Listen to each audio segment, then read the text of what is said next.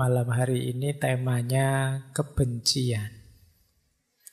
Tapi kebencian bukan kebencian secara umum ya, ketika kita membenci yang di luar diri. Nah, malam hari ini kebencian yang khas. Masih ada hubungannya dengan jiwa dan kepribadian kita. Jadi istilahnya kalau dalam dunia psikologis self-hatred atau self-hate. Benci pada diri sendiri. Ini yang seperti ini kelihatannya belakangan banyak. Apalagi anak-anak muda. Banyak yang stres, banyak yang depresi, banyak yang galau, kecewa dengan dirinya sendiri. Benci dengan dirinya sendiri. Banyak yang sudut pandangnya tentang dirinya sendiri selalu negatif. Nah, malam hari ini kita obrak-abrik itu ya. Seperti apa sih mentalitas yang benci diri ini? Baik, kita lanjutkan. Nah, ini pemicunya. Kenapa sih orang itu bisa membenci dirinya? Biasanya yang pertama karena overgeneralization. Overgeneralization itu ya peristiwa 1-2 atau bagian dari hidupmu 1-2 kamu anggap mewakili keseluruhan. Itu namanya overgeneralization. Wong cuma jerawat 3 saja loh, kayak tadi contohnya. Kan bukan berarti seluruh hidupmu terus hancur lebur. Wong cuma jerawat saja kok. Alah wong ya cuma kuliah saja kok. Itu kan satu bagian dari hidupmu. Seandainya apesnya memang gagal kan bukan berarti hidupmu juga gagal. Masih banyak sisi hidupmu yang lain. Alah wong cuma urusan pasangan hidup. Sementara belum dapat ndak apa-apa. Kan bukan berarti terus masa depanmu gelap hanya gara-gara itu. Nikmati saja. Tapi kita sering melakukan overgeneralisasi sehingga kita benci diri kita sendiri. Alah wong terlambat bangun subuh cuma sekali saja loh, ndak apa-apalah. Bukan berarti terus kamu merasa jadi orang yang buruk sekali hanya gara-gara itu. Nanti kalau besok bangunnya kesiangan lagi, alah cuma 2 kali. Kalau kesiangan lagi, alah cuma 3 kali. Ngono suwe-suwe sampai 30 kali itu. Ya memang kamu sulit bangun kalau begitu. Jadi jangan overgeneralisasi. Baik untuk diri kita maupun untuk... Ya memang hidup ini kita perlu generalisasi. Tapi jangan over. Overgeneralisasi itu dari bagian yang sangat kecil kita simpulkan keseluruhan yang sangat besar. Itu namanya over. Sumber kebencian sering karena overgeneralization ini. Yang kedua, read the self. Ini penyakitnya orang pinter. Tambah pinter, tambah banyak teori. Kadang-kadang kita tambah mudah membenci diri. Kemarin mungkin belajar filsafat ngerti teori macam-macam kan. Stoikisme, absurdisme, eksistensialisme, terus membaca diri kita. Wah ternyata saya itu tidak eksis ya Pak. Wah sekarang gelisah kamu menganggap dirimu tidak eksis. Wah ternyata hidup saya itu absurd ya Pak. Hidupmu kamu baca pakai teori absurdisme. Kamu baca pakai, wah saya kok tidak tenang seperti orang-orang stoik itu ya Pak. Karena habis baca buku stoik terus kamu membaca hidupmu versi stoikisme. Dan akhirnya kamu stres sendiri gara-gara itu. Saya kok tidak bisa setenang itu ya Pak. Saya kok tidak bisa stabil itu ya Pak. Bukan berarti teorinya jelek. Tapi kamu menganggap teori itu secara keseluruhan mutlak menjadi ideal hidupmu yang ingin kamu jalankan sepenuhnya. Sementara hidup kita ini dinamis, variabelnya tidak selalu pas dengan teorinya. Akhirnya ketika tidak bisa begitu terus kita stres. Habis belajar tasawuf terus, wah Kok saya ndak bisa, Pak? Seikhlas para sufi itu, kadoan. Dan kamu stres, benci dirimu gara-gara itu. Habis baca, ada seorang wali yang tiap malam sholatnya ratusan rakaat. Kamu langsung shock. Waduh, saya apa ya mampu ya. Sholat isya saja kadang-kadang kelewatan. Beliau ratusan rakaat. Begitu mikir seperti ini kan kamu langsung drop. Karena teori itu kamu telan mentah-mentah untuk hidupmu. Nah ini namanya read the self. Kamu membaca dirimu dengan satu teori, ternyata teorinya tidak masuk dalam hidupmu dan kamu kecewa dengan dirimu. Aku kok tidak seagresif para eksistensialis ya. Aku kok tidak setenang para stoik ya. Aku kok tidak sekritis para filosof poststruktural, postmodern ya. Aku tidak, ayo mungkin. Bukan berarti idealmu salah, tapi kamu juga harus realistis. Betapapun teori itu ya tidak selalu 100% bisa masuk dalam hidup kita. Seandainya memang cocok pun kan perlu waktu, perlu adaptasi. Tidak mungkin bisa langsung. Tidak mungkin tiba-tiba baca teorinya stoikisme. Kalau engkau tidak menerima disakiti, tidak mungkin orang lain bisa menyakiti. Itu kamu, saya belajar kayak gini kok tidak sukses-sukses ya Pak. Saya pingin nolak untuk tidak sakit, tapi tetap sakit ya Pak. Iya ya, tidak mungkin bisa seketika. Ya pelan-pelan ada prosesnya. Jadi ini akar kedua, read the self. Yang ketiga, salah paham tentang emosi kita. Jadi istilahnya emotional reasoning. Emotional reasoning itu kalau kita merasa tidak enak, kita anggap oh berarti memang realitasnya tidak enak. Kalau kita kecewa, kita anggap realitasnya mesti jelek. Kalau kita, ini emosi kita. Padahal emosi kita itu kan tidak bisa jadi patokan. Kalau pas kita lagi sensitif, orang ngomong biasa kita tersinggung. Tapi kalau pas lagi luas hatinya, lagi seneng, lagi gembira, bahwa orang maki-maki kita ketawa saja. Itu emosi. Nah, kita sering berpatokan pada emosi. Kalau kita emosi itu kan orang WA biasa-biasa kita membacanya pakai emosi. Gitu. Misalnya, Mbok, kamu kalau bangun tepat waktu, itu kalau kita hati kita ndak enak, bad mood baca kayak gitu, ya mungkin jawabannya ngapain kamu ngurusi hidupku, bisa begitu. Tapi kalau hatimu sedang enak, diingatkan begitu, wah terima kasih sudah diingetin, saya usahakan deh. Itu hatimu sedang enak, maka emosimu jangan jadikan ukuran. Kalau dijadikan ukuran ya kita sering salah paham tadi, salah persepsi, akhirnya membenci diri kita. Istilahnya emotional reasoning. Memang ada beda antara kenyataan dengan emosi kita. Yang ini tidak selalu sama. Pak, kalau saya sedang berinteraksi dengan orang kan harusnya gembira, Pak, ceria. Kok saya tidak bisa begitu ya, Pak?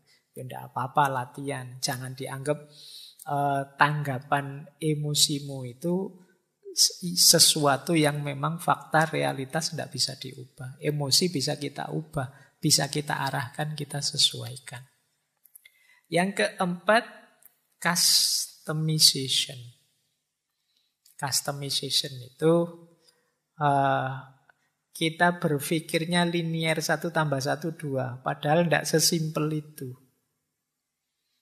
Misalnya saya agak pusing atau agak bingung. Wah, saya bingung ini mesti karena itu tadi. Padahal mungkin sebabnya banyak. Saya hanya menyimpulkan dari yang paling dekat saja.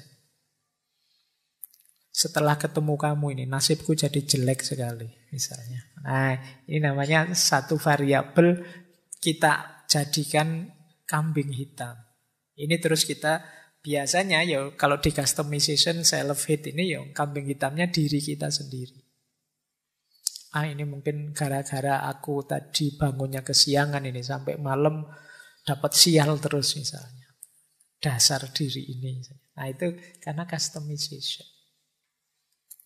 Yang kelima adalah maximization atau minimization. Membesar-besarkan sesuatu atau mengecil-ngecilkan sesuatu. Ini namanya maximization atau minimization. Sebenarnya sepele sih, hanya karena misalnya apalah kamu beli bakso sambelnya ketinggalan. Jadi kan kecil. Tapi kok dibesar-besarkan, kamu marah-marahi temanmu yang kamu titipi. Beli bakso kok bisa ketinggalan, kok iya ndak itu. Nah, ini saya mencontohkan gini karena kemarin saya beli ayam, ayamnya ketinggalan.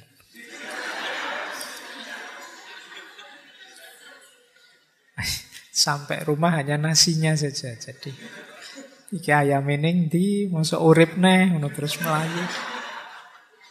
Jadi iya dan ya ndak apa-apa ya. Ndak harus dibesar-besarkan ya.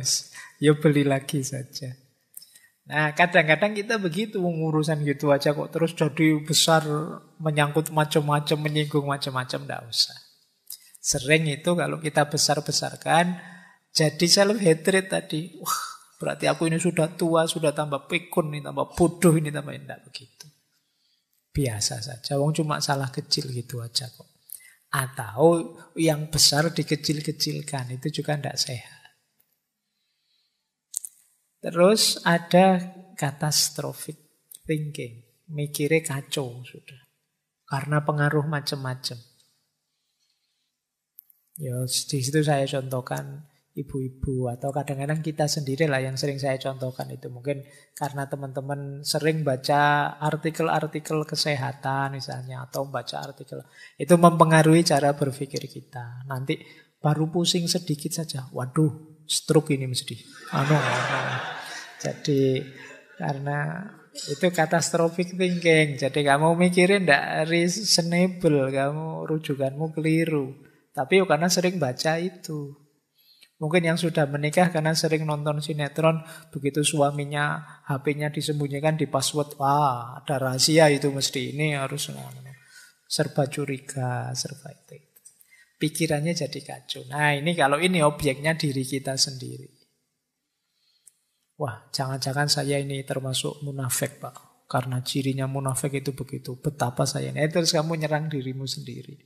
Jadi self-hate. Misalnya kamu beli terus yang jual ngasih kembaliannya kok terlalu banyak. Kamu tahu itu terlalu banyak mau dikembalikan lagi kok gimana? Ndak itu gimana? Akhirnya malah kamu bawa pulang. Terus di rumah kamu stres sendiri. Wah dosa besar saya ini. Tapi ya gimana lagi? Terus ya kamu kesimpulannya jadi aneh-aneh itu tadi. Catastrophic thinking. Nah, jatuhnya terus kamu benci dengan dirimu. Nah, coba akar-akar ini ya nanti kita dalami. Semoga kita tidak terjebak di cara berpikir ini yang kadang-kadang jatuhnya membuat kita benci diri kita sendiri. Nah, ini yang penting kita pahami. Cirinya apa self-sabotage itu? Coba kita cek ya. Ini saya ambil dari salah satu sumber. Ini kenapa disebut sabotase? Karena kita tidak sadar.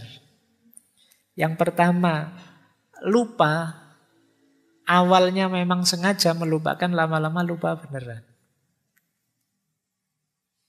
Kok minggu lalu tidak masuk mas? Lupa Pak saya kalau ada kuliah.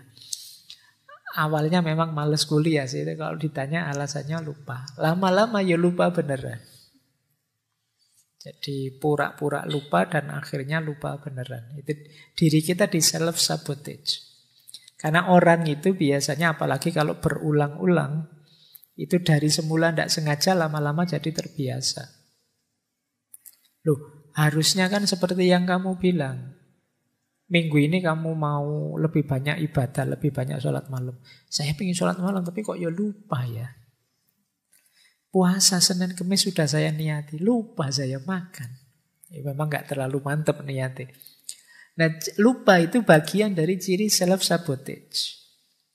Awalnya mungkin kita memang tidak ada passionnya, kemauannya tidak terlalu kuat, ragu-ragu maju atau mundur, akhirnya mekanisme diri kita nabrak kita, sudahlah lupakan saja. Kayak tadi, awalnya sih memang males-malesan kuliah, akhirnya ya lupa kalau ada jadwal. Padahal kalau memang serius mau kuliah, lupa itu tidak mungkin. Sekarang mekanisme untuk mengingatkan banyak. Mungkin kamu nulis, kamu tempel di kamar kosmu, atau kamu bikin alarm di HP-mu. Banyak sekali mekanisme untuk mengingatkanmu. Tapi karena memang kamu tidak terlalu niat, semua itu tidak kamu lakukan, akhirnya kamu lupa. Jadi kalau dalam banyak hal yang penting teman-teman kok lupa, coba dicek lagi. Jangan-jangan kita memang tidak terlalu minat ke sana. Kalau itu hal yang baik, berarti kita sudah disabotase oleh diri kita. Karena kitanya sendiri memang tidak serius. Yang kedua, mirip dengan lupa, terlambat. Ya kalau tadi, kenapa tidak kuliah, lupa Pak. Kalau ini, kok tidak ngumpul tugas kemarin. Terlambat saya Pak nyusunnya, itu terlambat. Ada apa-apa terlambat. Atau menunda-nunda. Jadi tugas ini ditunda, tugas itu ditunda. Mau bikin tulisan nanti dulu, baca-baca dulu. Begitu buka HP, baca-baca, nanti dulu, buka Instagram, buka TikTok dulu. Begitu buka TikTok tidak bisa selesai sudah. Kan buka TikTok itu kan tidak pernah sekali kan, terus scroll lagi, itu bisa jam-jaman kamu di situ. Akhirnya terlambat, akhirnya banyak hal tertunda-tunda, itu self sabotage. Tugasmu terus tidak jalan. Jadi coba perhatikan yang selalu sering merasa lupa, merasa terlambat, banyak hal dia tunda-tunda. Kemungkinan dia sedang disabotase oleh dirinya sendiri. 3 hal ini kan sering membuat kita tidak sukses, tidak berhasil mewujudkan cita-cita dan keinginan kita. Yang keempat, mulainya oke, tapi terus tidak selesai-selesai. Ini di antara ciri self-sabotage. Begitu diajak jalan, ayo oke. Bikin tulisan, ayo oke. Begitu nulis dapat 2 kalimat, lanjutannya besok saja ya. Terus besok, nanti dulu, nyari bahan dulu, oke. Akhirnya tidak selesai-selesai. Seminar tahun 2021 munculnya 2023. Kok kamu lama hilangnya? Nyari inspirasi, Pak. Golek inspirasi 2 tahun loh. Ya, siap memulai, tapi tidak selesai-selesai. Kan yang membuat tidak selesai itu diri kita dengan segala argumentasinya. Ini namanya kita di self-sabotage. Kita disabotase oleh diri kita sendiri. Atau muncul di pikiran kita bahwa saya tidak mampu ini menyelesaikan. Tidak sanggup saya. Belum dicoba sudah tidak sanggup duluan. Ini juga ciri self-sabotage. Jadi mensabotase diri, akhirnya kita tidak jalan. Atau berhenti tanpa alasan rasional. Kok tidak jalan? Tidak tahu Pak ya. Saya nunggu mood dulu. Saya itu orangnya tergantung mood Pak. Itu kan biasanya ya alasan males saja. Tapi kamu pakai argumen tergantung mood. Nunggu moodnya Pak. Kalau saya tidak mood itu tidak jalan Pak. Kalau saya sudah mood Pak, sehari bisa dapat 1 bab. Lah kamu kapan pernah sehari 1 bab? Belum pernah Pak. Wong tidak muncul-muncul moodnya. Kan tadi saya bilang nunggu mood Pak. Dan moodnya tidak muncul-muncul. Ya bolak-balik mood aja neng ya ora. Ini namanya self-sabotage. Kamu disabotase oleh dirimu sendiri. Kenapa begitu? Kamu tidak percaya diri. Kamu tidak mantap dengan dirimu. Yo, akhirnya kamu dibajak oleh dirimu sendiri. Nah, coba perhatikan kalimat-kalimat itu. Itu bagian dari kesadaran diri yang negatif. Aku tidak mampu, aku tidak layak sukses, aku tidak bisa melakukan itu, aku tidak pantas mendapatkan itu. Kalau aku coba, mesti aku gagal. Ini kesadaran diri yang negatif. Bagian dari, kalau kita mengucapkan kalimat ini sebenarnya kita sedang membajak diri kita sendiri. Akhirnya tidak jalan, tujuan, cita-cita, keinginan kita tidak wujud. Jadi ya meskipun kita merasa, Pak, saya kok rasanya kemampuan saya tidak seperti yang saya harapkan, tapi kamu merasa bisa, ya jalan saja. Kayak acara zaman dulu itu loh, yang di TV zaman dulu, saya tidak tahu teman-teman pernah lihat enggak? Benteng Takeshi. Nah, itu kan seru itu. Yo, sudah ngerti mau kejelungup kan, aku bisa. Terus lari meskipun terus jungkel masuk anak. Tapi tidak apa-apa, semangatnya kan bagus, lari sambil teriak-teriak gitu. Nah, jadi itu kan optimal upayanya. Kalau sejak awal sudah, saya bisa apa enggak ya, saya mampu apa enggak ya, ya setengah hati kamu, setengah jalan. Jadi jangan biarkan dirimu membajak dirimu sendiri, sehingga kamu tidak maju-maju. Ada saja, kalau alasan itu ada saja pokoknya wis. Kamu bisa bikin 1001 alasan untuk keminderanmu, ketidakpercayaan dirimu. Mulai dari alasan biasa sampai alasan religius bisa kamu buat. Tapi kamu tidak bisa membohongi dirimu, sebenarnya kamu sedang lari, kamu sedang menghindar dari dirimu sendiri. Ini ciri dari self-hate, orang yang benci dirinya. Bisa saja kamu membohongi banyak orang dengan argumenmu, atau kamu tutupi dengan apa. Tapi dirimu sendiri tidak bisa bohong bahwa kamu sedang mengebiri dirimu sendiri. Kamu sedang membajak dirimu sendiri. Baik, saya lanjutkan. Nah, ini juga salah satu tips untuk melawan kebencian diri. Jadi membenci diri itu nanti harus diganti dengan self-worth. Self-worth itu merasa diri berharga. Yang kedua self-esteem, punya kebanggaan diri, dan self-confident, punya kepercayaan diri.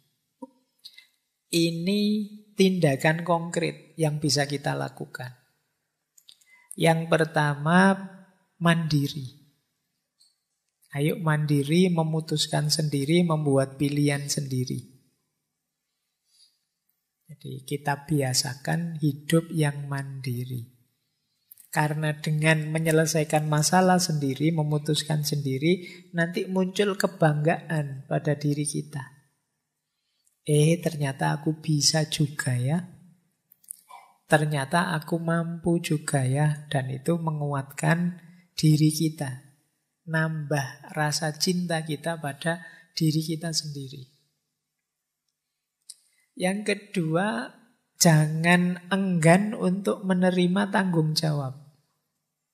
Ini akan melatih kita bangga dengan diri kita. Ternyata bisa saya jadi ketua ini, ketua itu.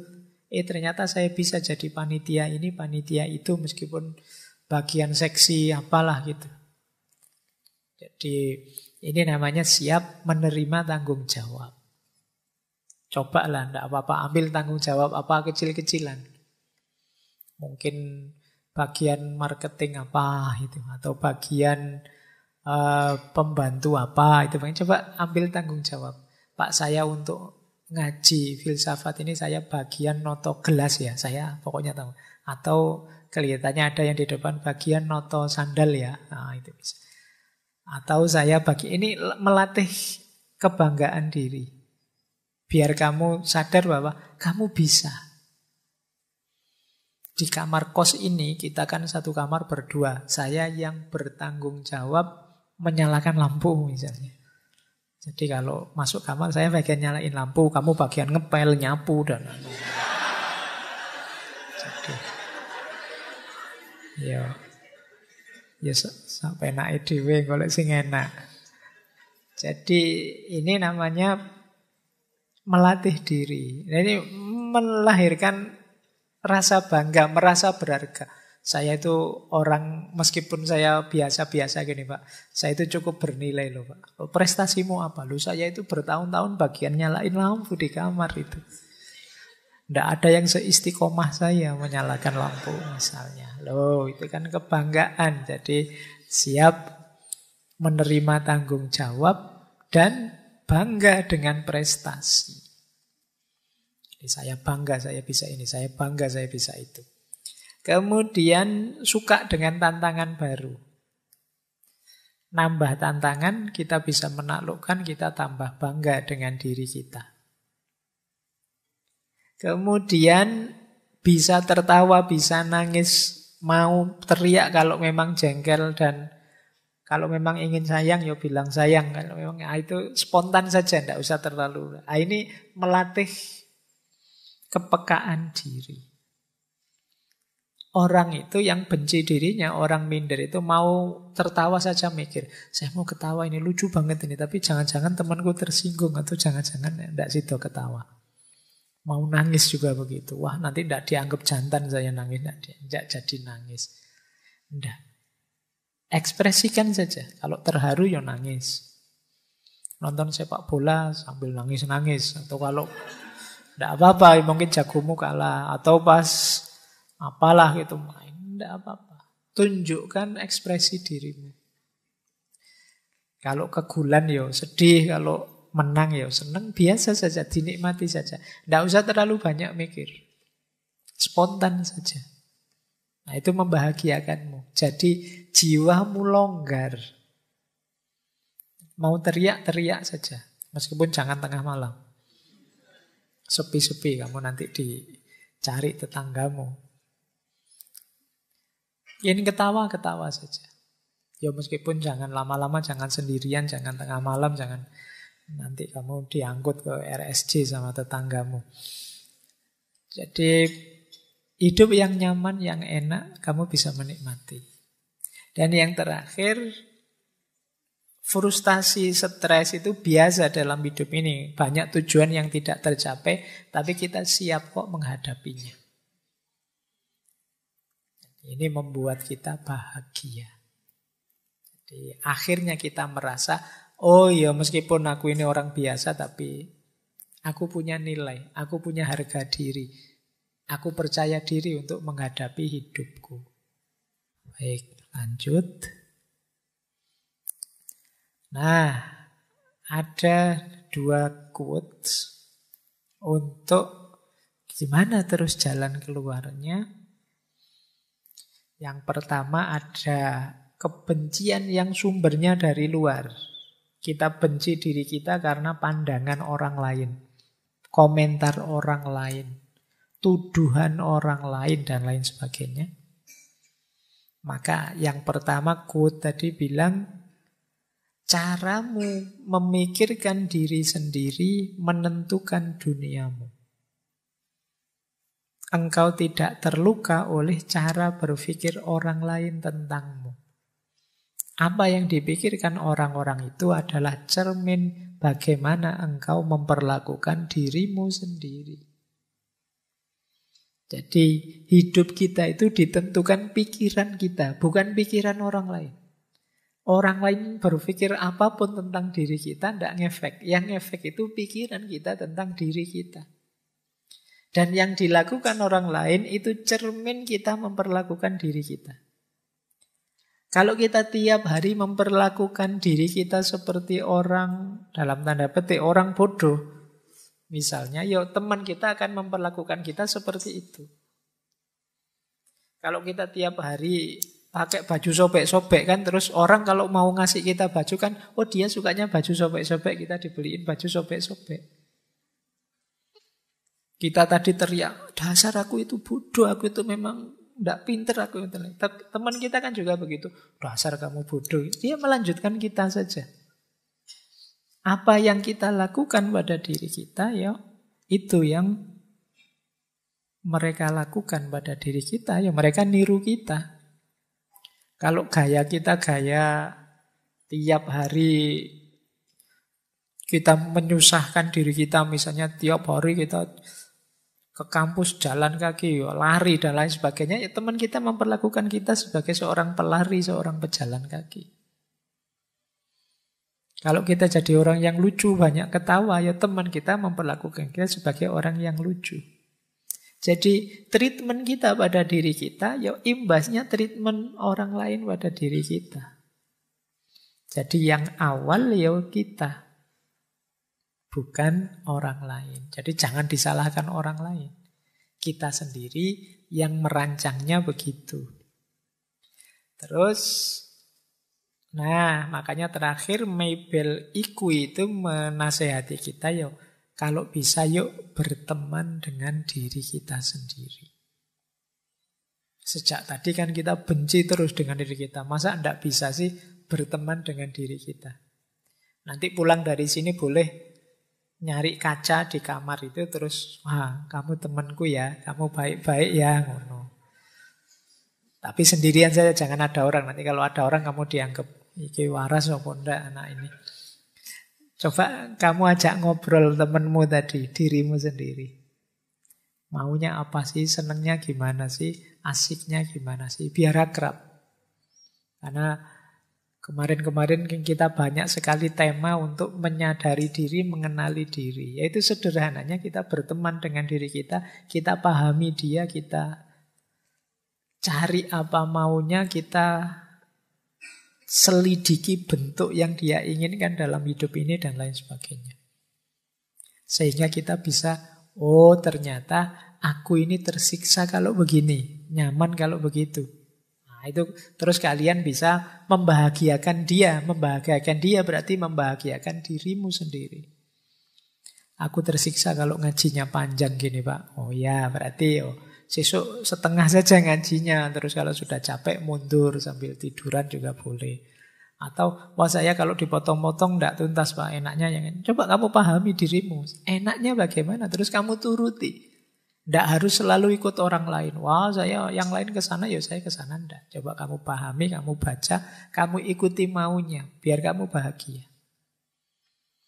Ini yang disebut berteman dengan diri kita sendiri. Oh ya, positive self-talk. Kan tadi ada kalimat-kalimat buruk yang saya sampaikan di depan. Aku tidak mampu, aku ini rusak, apapun yang terjadi mesti salahku dan lain sebagainya. Ayo mengafirmasi diri ya dengan kalimat-kalimat ini. Ini kemarin kelihatannya waktu self-love juga saya sampaikan. Sering-sering bilang pada diri kita bahwa kehadiranku di muka bumi ini istimewa dan tidak sia-sia. Jangan menganggap aku tidak berarti, aku tidak bernilai. Semua ciptaannya Allah itu bermakna bernilai. Makanya ada ayat yang menyatakan afahasibtum annama khalaqnakum abasan. Apa engkau anggap kami menciptakan kalian itu main-main saja? Tidak, semua makhluk bernilai apalagi manusia seperti kita. Maka sering-sering bilang, aku ini berharga. Tidak sia-sia diciptakan oleh Allah. Kemudian tegaskan juga dalam diri kita, pikiran kita, pandangan kita, prinsip hidup kita, semua yang baik dalam diri kita itu hakikatnya anugerah dari Allah yang berharga.